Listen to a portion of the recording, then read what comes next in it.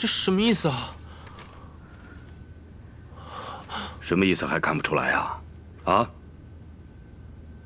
这负心汉居然敢毁了婚约！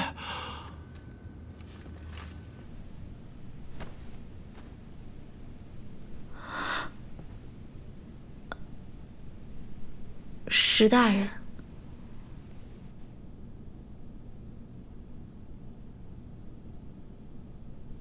想必二老在天有灵，定不忍心看到郡主伤心。在下嘴笨，不知道该如何安慰郡主。郡主想哭就哭吧。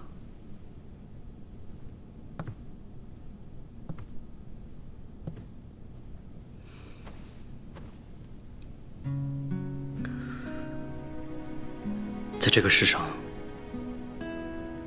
真心关心你的人，不求你百般坚韧，只希望郡主喜乐平安。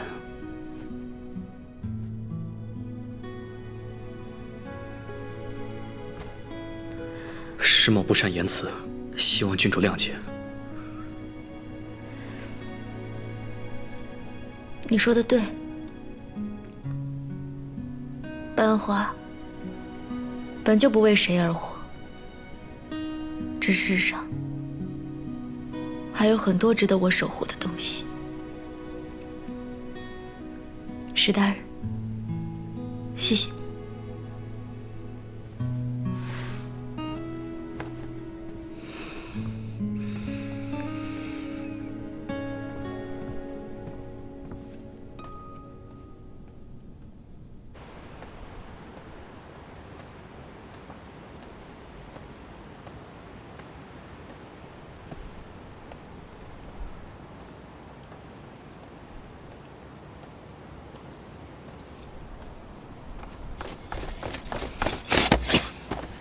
程安伯，郡主对你情深意重，你不但撕了婚书，还弃他性命不管，你如何对得起郡主？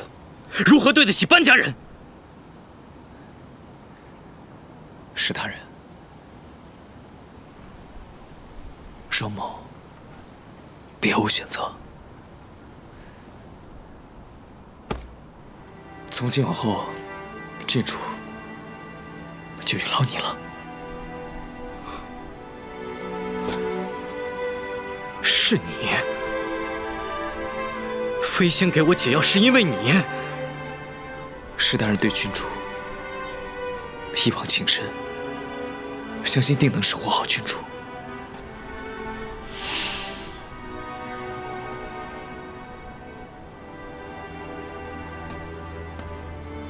郡主的未来，凭什么由你来决定？